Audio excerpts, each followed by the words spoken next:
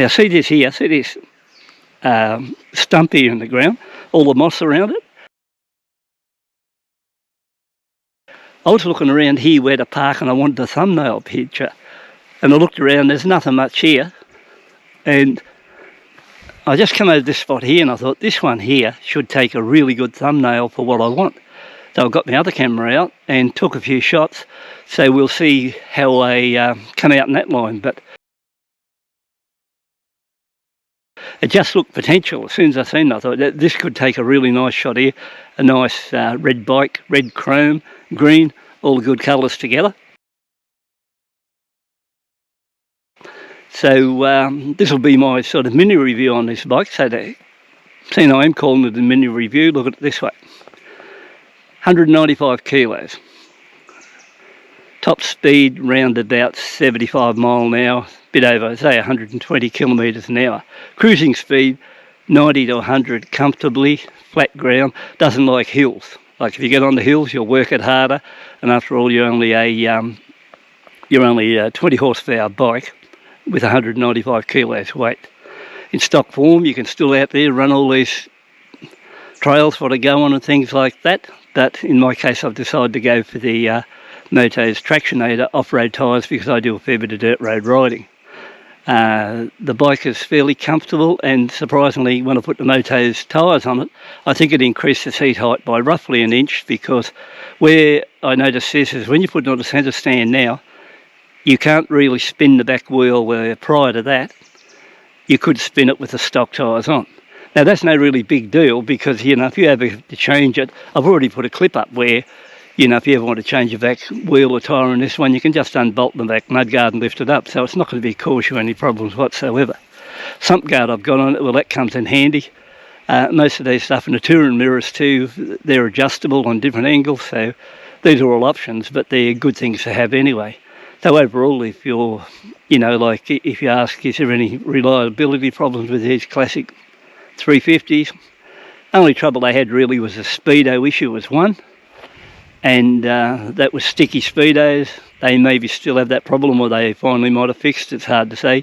The other thing you should look at, or two things now, one would be the relays. You should clean them out of the excess grease they put on them, or better still get heavier duty relays like I did starting back in 2020, and you get them from Hitchcock's motorcycles. And number three would be, you never know when that battery's going to fail you if it's been sitting there for a while and maybe a better quality battery in it. But you know, like apart from that, there's not much else you can say. Like they're just good little run around bikes. You know, you do notice it's a little bit weighty, like I said, compared to the GB350, but on the other hand, it's got really good appeal, looks the part. Smart looking bike. I don't think you can get on and say I wouldn't like to ride that heap of crap, because it just presents itself very well.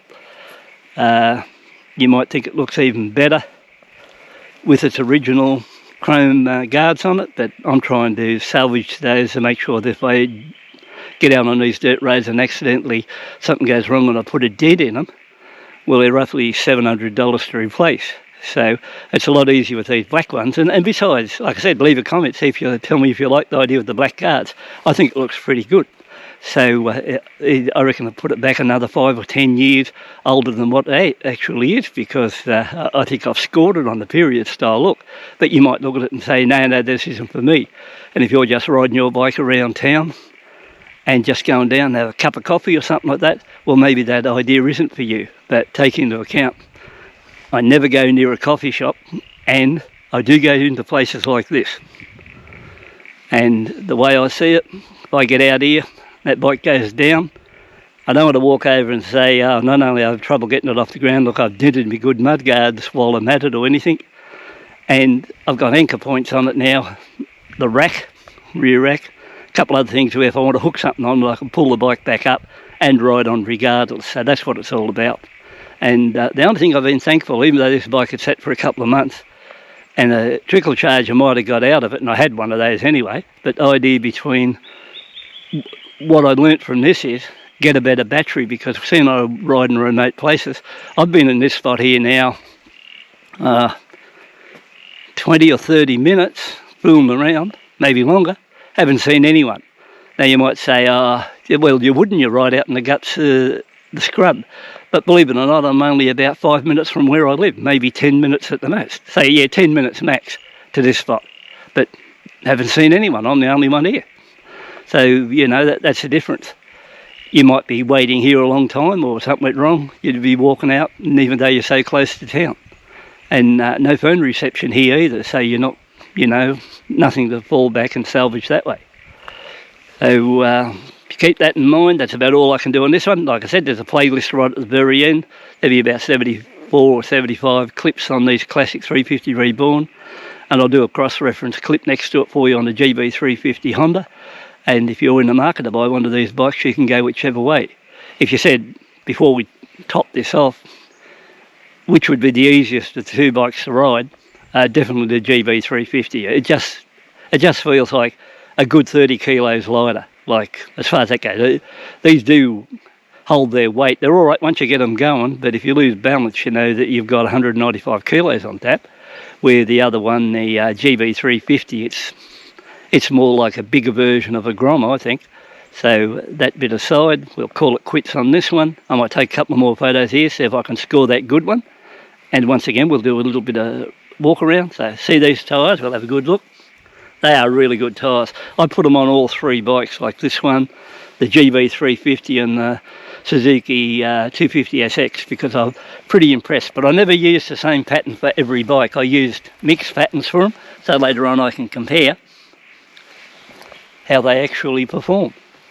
So that would be the idea. So once again, thanks for tuning in and having a look. And this will be my mini review on the classic 350 Reborn. And if you're on the market for one, I couldn't see how you'd go wrong compared to other choices out there where you can go wrong.